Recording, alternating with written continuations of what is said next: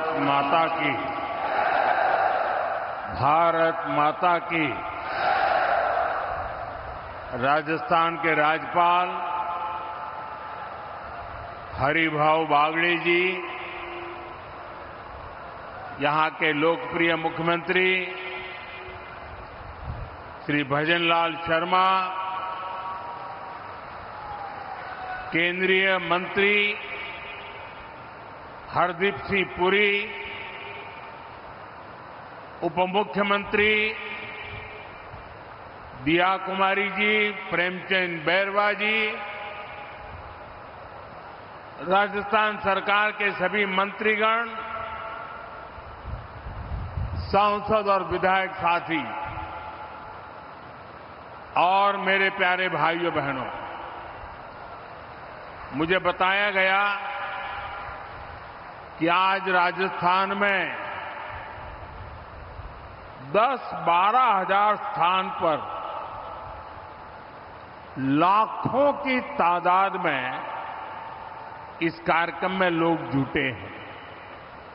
और अभी मैं स्क्रीन पर भी देख रहा था, जहां भी देखो लोग ही लोग नजर आ रहे हैं।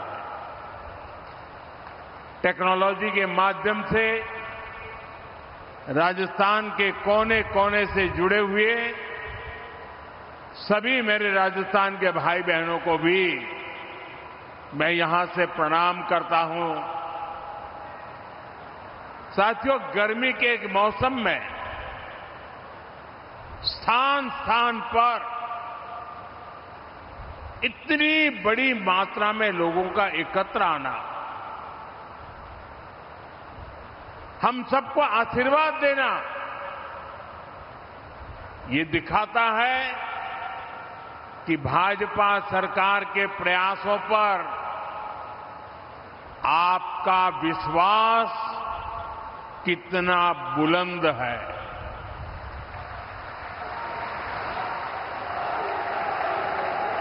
मैं इस समर्थन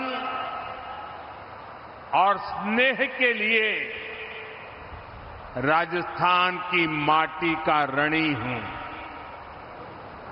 भाइयों बहनों, ये धरती अनगिनत वीरों के शौर्य की साक्षी रही है। इस रण के कण कण में, कण कण ने हमें स्वाभिमान को सर्वोपरि रखने की सीख दी है। और स्वाभिमान व्यक्ति का या फिर स्वाभिमान देश का वो तभी ऊंचा रह सकता है जब वो आत्मनिर्भर हो, दूसरों पर कम से कम निर्भर हो। आज राजस्थान की इस धरती से भारत ने विकसित होने, आत्मनिर्भर होने की दिशा में एक बहुत बड़ा कदम उठाया है। आज इस रिफाइनरी को देश को समर्पित किया गया है।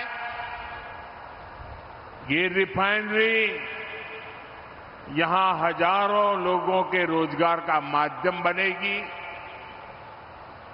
मैं राजस्थान के युवाओं को इस रिफाइनरी की विशेष तौर पर बधाई देता हूं। साथियों, आज का दिन साक्षी है कि बीजेपी सरकारें परियोजनाओं को सिर्फ शिलान्यास करके नहीं छोड़ती है, बल्कि हम उन परियोजनाओं को पूरा करने के लिए भी दिन रात एक कर देते हैं। 2 महीने पहले यहां जो हादसा हुआ, उसके बाद इतनी तेजी से काम पूरा कर लेना, ये भी परिश्रम की पराकाष्ठा का उदाहरण है। आप सबने दिखा दिया है, चुनौती चाहे कितनी भी बड़ी और अप्रत्याशित क्यों न हो, नया भारत अपने संकल्पों से न पीछे हटता है और न ही अपनी रफ्तार कम करता है। भाइयों बहनों, आज राजस्थान में विकास के कई और भी कीर्तिमान स्थापित हो रहे हैं। आज ही जोधपुर में नए एयरपोर्ट टर्मिनल का उद्घाटन किया गया है और मैं सोशल मीडिया में देख रहा था कि नए टर्मिनल का आर्किटेक्चर, इंटीरियर, ये सोशल मीडिया में छाया हुआ है। चारों तरफ राजस्थान ही राजस्थान दिख रहा है। साथियों, ये मारवाड़ में पर्यटन, व्यापार और रोजगार को नई गति देगा। इस कार्यक्रम में जो लोग जोधपुर से जुड़े हैं, मैं उनका विशेष रूप से अभिनंदन करता हूं।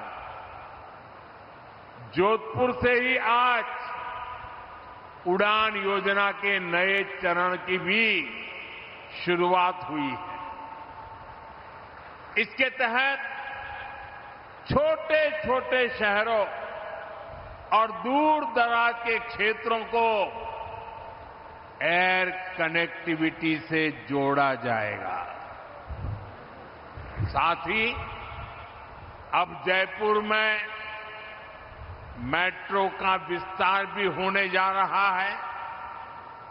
भाइयों बहनों, शेखावटी क्षेत्र के जल संकट को दूर करने का इंतजार भी अब खत्म होने जा रहा है। मैं इन सभी प्रोजेक्ट्स के लिए राजस्थान के मेरे भाई बहनों को बहुत बहुत बधाई देता हूं। साथियों, आज राजस्थान के करीब 54,000 युवाओं को सरकारी नौकरी का नियुक्ति पत्र भी मिला है। मैं नियुक्ति पत्र पाने वाले सभी युवाओं के उज्जवल भविष्य की कामना करता हूं और उनका युवा मन राजस्थान के उज्जवल भविष्य को और मजबूती देगा। मैं सबको शुभकामनाएं देता हूं। साथियों, आज राजस्थान की इस धरती से मैं देश के एक और सामर्थ्य की चर्चा करूंगा। आप भी देख रहे हैं, पश्चिमी एशिया में युद्ध की वजह से पूरी दुनिया में हाहाकार मचा है। हर देश त्रस्त है। इस युद्ध ने 21वीं सदी के सबसे बड़े ऊर्जा संकट को जन्म दिया। बड़े बड़े देश आज ईंधन की किल्लत से जूझ रहे हैं, लेकिन साथियों, 21वीं सदी के सबसे बड़े ऊर्जा संकट पर 21वीं सदी के नए भारत की इच्छा शक्ति और भारत के प्रयास इस संकटों पर भारी पड़े हैं। भारत ने हर स्तर पर सही फैसले लिए, संकट का समय रहते सटीक आकलन किया, प्रभावी रणनीति बनाई, भारत के संसाधनों का संतुलित प्रयोग किया, भारत की डिप्लोमेटिक पावर का सकारात्मक इस्तेमाल किया और तब जाकर भारत संकट से उबर पाया है। साथियों, जब सार्वजनिक तौर पर कुछ ताकतें अफवाह और आशंका फैलाने में व्यस्त थी, तब किस स्केल पर दिन रात काम हो रहा था, किस तरह स्थिति को संभाला जा रहा था, वो मेहनत, वो प्रयास, वो धैर्य नीतिगत स्तर पर, कूटनैतिक स्तर पर उठाए गए एक एक संवेदनशील कदम कभी न कभी इतिहास लिखेगा। ये सब अभूतपूर्व है।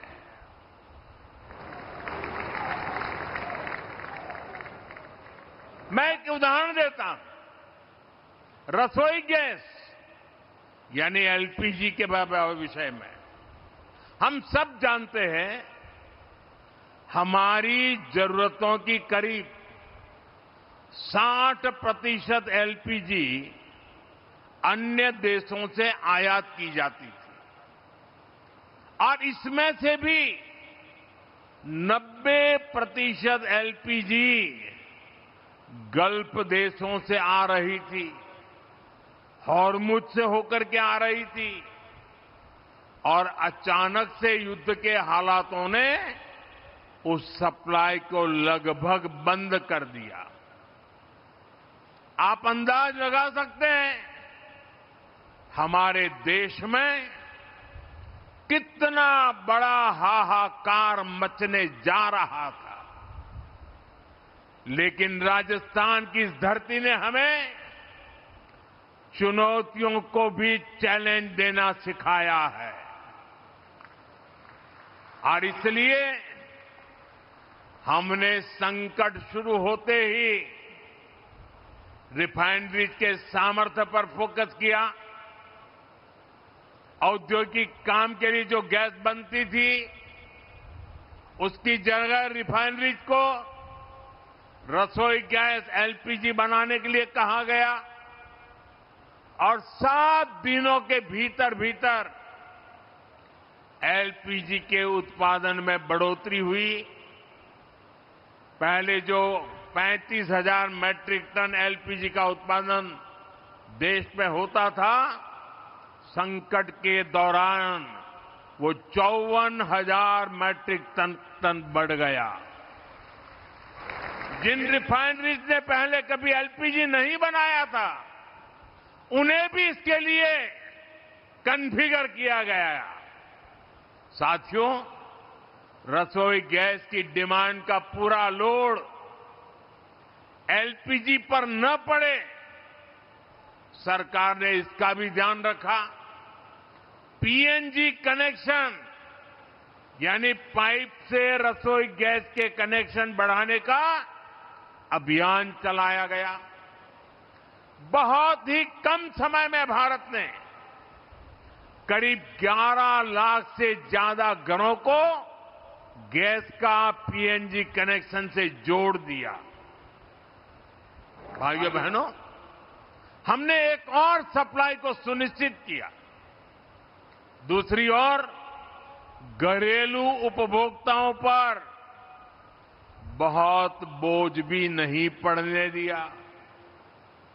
जो हालात थे, उनमें घरेलू गैस सिलेंडर की कीमत 2,000 रुपये तक जा सकती थी।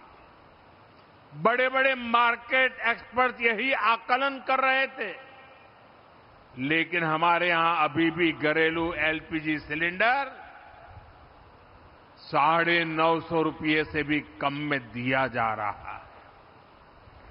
गरीबों को तो उज्ज्वला सिलेंडर 650 के भी भीतर पड़ रहा है। अब से 2 दिन पहले सरकार ने कमर्शियल गैस की कीमतों में भी बहुत बड़ी कटौती कर दी है। ये दिखाता है कि हमारी सरकार कितनी संवेदनशीलता से काम कर रही है। साथियों, युद्ध की वजह से डीजल पेट्रोल पर आया संकट भी बहुत बड़ा था। हमारे देश में तेल के बड़े बड़े कुएं नहीं हैं। जब ये संकट बढ़ा तो क्रूड ऑयल की कीमतें $70 प्रति बैरल से $120 प्रति बैरल तक पहुंच गई थी। आयात के रास्ते भी बंद थे। दुनिया के कई देशों में डीजल पेट्रोल की कीमतों में 40 से 50% का इजाफा हो गया। कई देशों में तो डीजल पेट्रोल कोटे के आधार पर मिलने लगा था, लेकिन भारत में एक दिन भी ऐसे हालात नहीं आए। अफवाहें बहुत फैलाई गई, लोगों को डराया गया, भड़काया गया, राजनीति के खेल खेले गए, लेकिन जिनके इरादे गलत थे वो सफल नहीं हो पाए। दूर सुदूर इलाकों में भी छोटी मोटी अड़चनों के अलावा सप्लाई की कोई बड़ी चुनौती नहीं आई। अप्रैल से जून के बीच ही अकेले डीजल पेट्रोल में 75,000 करोड़ रुपए से ज्यादा का घाटा कंपनियों को उठाना पड़ा। यानी एक नई रिफाइनरी बन जाए इतना घाटा सहना पड़ा, और इस घाटे को पूरा करने की जिम्मेदारी सरकारी खजाने से उठाई गई। हमने प्रति लीटर 10 रुपये की एक्साइज ड्यूटी भी कम की और बहुत ज्यादा बोझ जनता पर नहीं पड़ने दिया। साथियों, युद्ध के इसी समय में भारत की दूसरे देशों के साथ जो दोस्ती है ना, वो दोस्ती भी बहुत काम आ गई। जब ये संकट शुरू हुआ था उससे पहले भारत 25-26 देशों से ही ईंधन का, ऊर्जा का आयात करता था, लेकिन संकट के समय भारत की डिप्लोमेसी का जलवा दिख गया। दूसरे देशों के साथ हमारे अच्छे संबंध इस संकट की घड़ी में बहुत काम आए। युद्ध के दौरान ही भारत 40 से ज्यादा देशों से ईंधन मंगाने लगा। भारत ने दुनिया को स्पष्ट संदेश दिया कि हमारे लिए राष्ट्रहित और राष्ट्र के नागरिकों का हित सर्वोपरि है। नागरिक देवो भव, ये हमारा मंत्र है। साथियों, इतनी अप्रत्याशित चुनौती से देश ऐसे ही नहीं उभरा। इसके पीछे हमारी एक दशक से चल रही दूरदर्शी नीतियों की सफलता भी है। आज हम राजस्थान रिफाइनरी का उद्घाटन यहां कर रहे हैं। हमने 2017 में इसके लिए एमओयू साइन किया था, लेकिन 2018 से 2023 तक राजस्थान में कांग्रेस सरकार रही। कांग्रेस के असहयोग के कारण यहां का काम लगभग ठप ही रह गया। लेकिन जैसे ही डबल इंजन सरकार आई, इसका काम तेजी से आगे बढ़ा और आज हम इसका लोकार्पण भी कर रहे हैं। और आप तो जानते हैं मेरी कार्यशैली, जिसका शिलान्यास हम करते हैं उसका लोकार्पण भी हम ही करते हैं।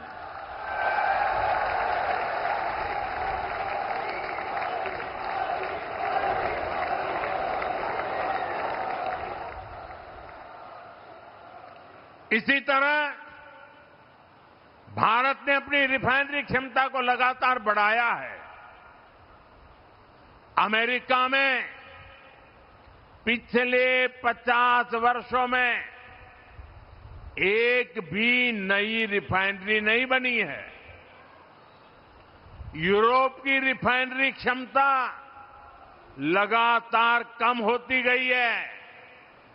वहीं भारत आज विश्व की चौथी सबसे बड़ी रिफाइनरी क्षमता वाला देश बन चुका है। और हम यहां रुकने वाले नहीं हैं। आने वाले वर्षों में ये क्षमता और भी बढ़ने वाली है। इन्हीं प्रयासों के कारण भारत सदी के सबसे बड़े ऊर्जा संकट से लड़कर उबरा है। साथियों, दुनिया में युद्ध और अशांति से हमारे किसानों के लिए भी चुनौतियां पैदा होती है। अभी वेस्ट एशिया क्राइसिस, खाड़ी के देशों का संकट और इसके पहले यूक्रेन युद्ध के कारण दुनिया में खाद का बड़ा संकट भी पैदा हुआ। फर्टिलाइजर के लिए समस्या पैदा हो गई। यूक्रेन युद्ध के बाद एक समय एक यूरिया की बोरी की कीमत 3,000 रुपये से भी ऊपर पहुंच गई थी।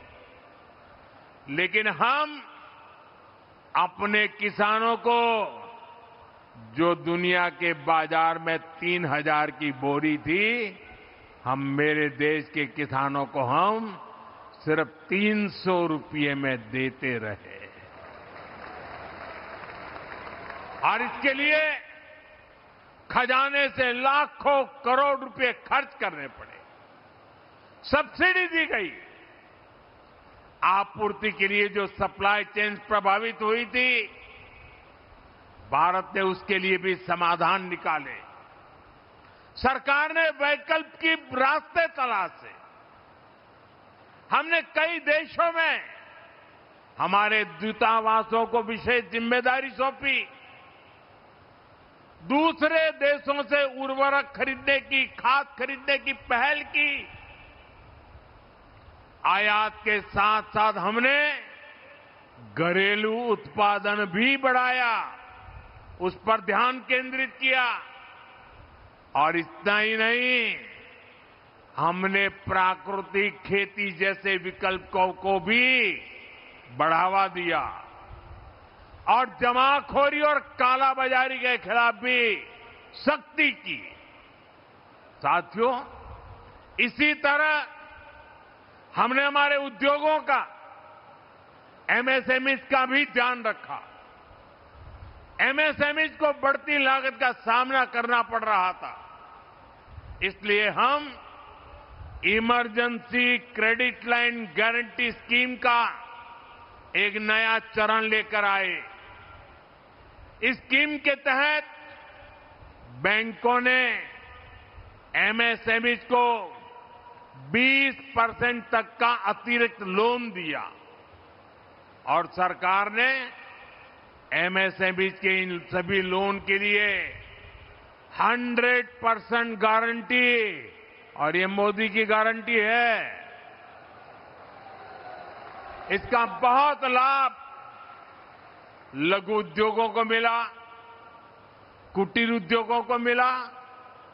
ऐसे ही अनेक फैसलों का नतीजा है कि आज हमारे छोटे बड़े उद्योग खुद को सुरक्षित महसूस कर रहे हैं।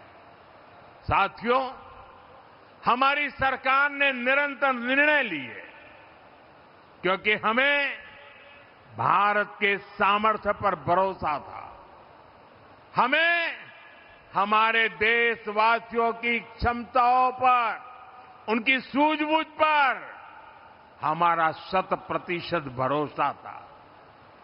और आज मैं 140 करोड़ देशवासियों का आभार प्रकट करता हूं।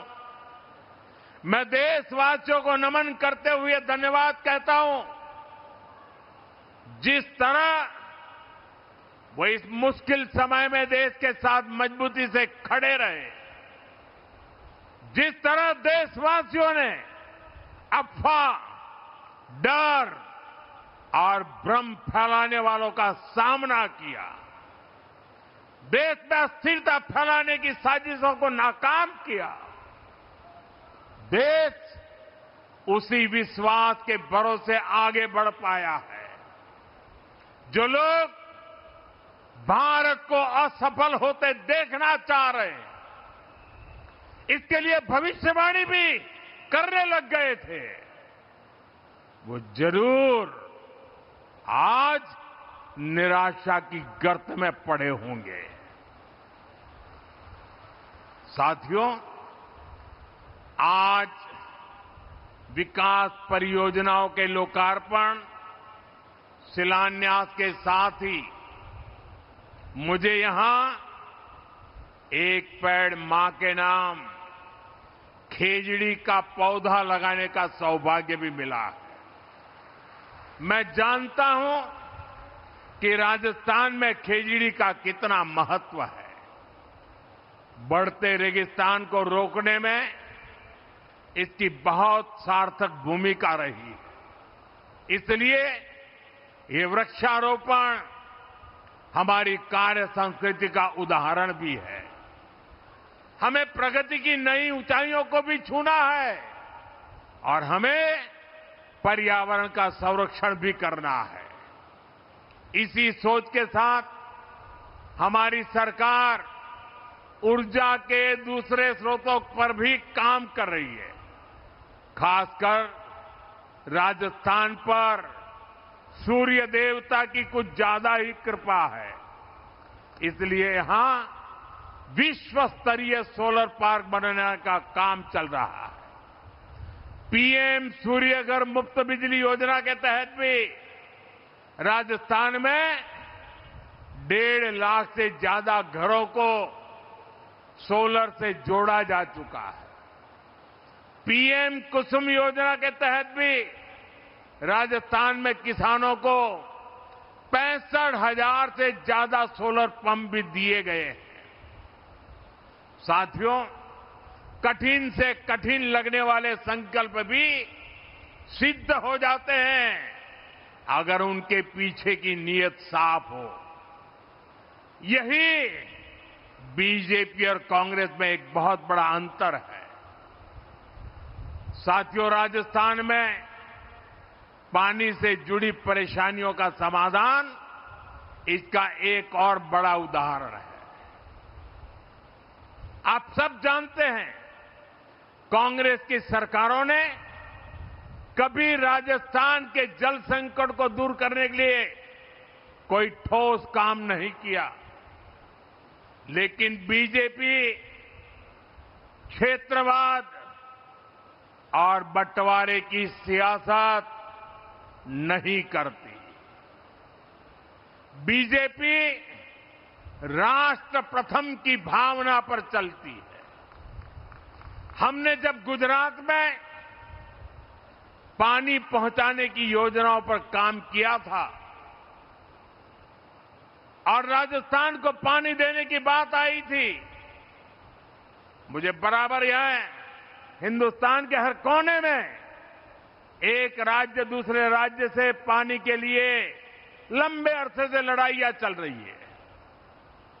राजस्थान के लोगों को भी लगता था कि पता नहीं गुजरात नर्मदा का पानी देगा कि नहीं देगा, लेकिन हमारा सौभाग्य था कि राजस्थान में भी बीजेपी सरकार, गुजरात में भी बीजेपी सरकार, उस समय मैं गुजरात में मुख्यमंत्री था, यहां बहन वसुंधरा जी यहां मुख्यमंत्री थी और हम दोनों ने मिलकर बिना कोई संघर्ष, बिना कोई वाद विवाद, बिना कोई आंदोलन, बिना कोई लड़ाई गुजरात से नर्मदा का पानी राजस्थान के साथ साझा किया और राजस्थान के कई गांवों तक मां नर्मदा का पानी पहुंच रहा है। अभी भजन लाल जी बड़े भावुक होकर पानी के इस काम का वर्णन कर रहे थे। भाइयों बहनों, अब जब राजस्थान और हरियाणा दोनों राज्यों में भाजपा सरकार है तो पहली बार आपसी सहमति से समाधान निकाले गए। अब राजस्थान और हरियाणा सरकार मिलकर शेखावटी तक पानी पहुंचाएंगे। हाल ही में दोनों राज्यों के बीच समझौते पर मोहर भी लग चुकी है।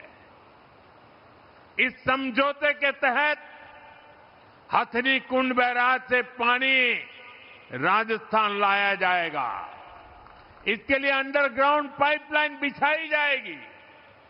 इसका लाभ सीकर, चूरू, झुंझुनू और आसपास के पूरे शेखावटी क्षेत्र के लोगों को इसका लाभ मिलने वाला है। इस परियोजना पर लगभग 34,000 करोड़ रुपए खर्च किए जाएंगे। साथियों, आने वाले समय में अपर यमुना बेसिन में रेणुका, लखवाड़ और किसाऊ बांधों का निर्माण पूरा होने पर राजस्थान को पानी का और लाभ होगा। गांवों में नल से जल पहुंचाने का काम भी तेजी से आगे बढ़ा है। राम जल सेतु परियोजना भी इसी सोच का परिणाम है। साथ ही राजस्थान में जल संरक्षण के लिए जल संचय जन भागीदारी भी बड़ी भूमिका निभा रही है। देश में इस अभियान के तहत जल संरक्षण के लिए करीब करीब 25 लाख सॉक पिट्स बने हैं।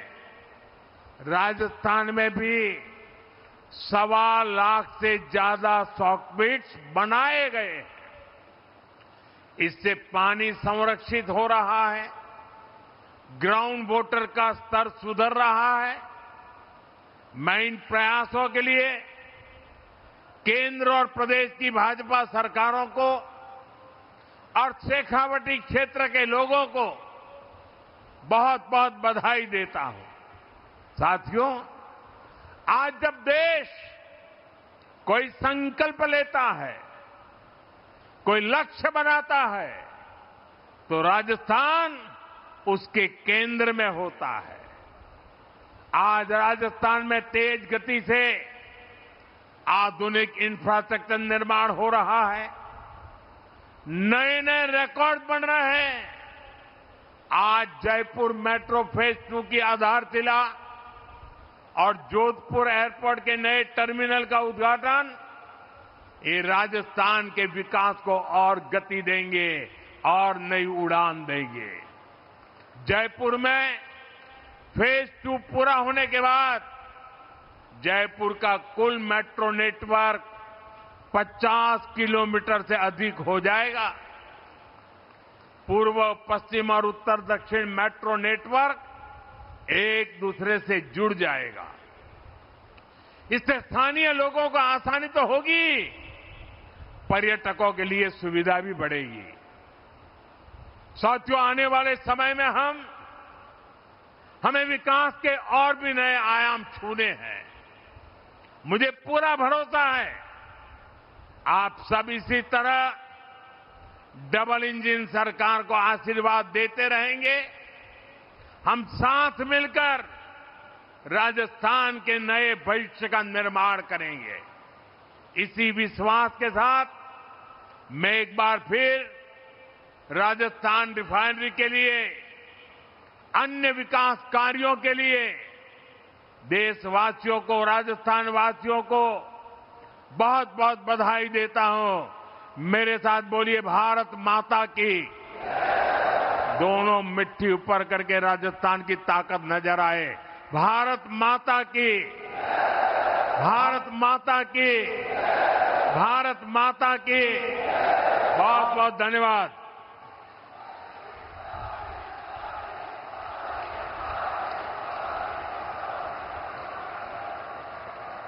बहुत बहुत आभार मान्यवर। हम सभी को प्रेरित करने के लिए राष्ट्र प्रथम की जीवंत प्रेरणा और आपके प्रेरणादायी व्यक्तित्व को हम सभी नमन करते हैं और अपना सानिध्य प्रदान करने के लिए आपका बहुत बहुत आभार व्यक्त करते हैं।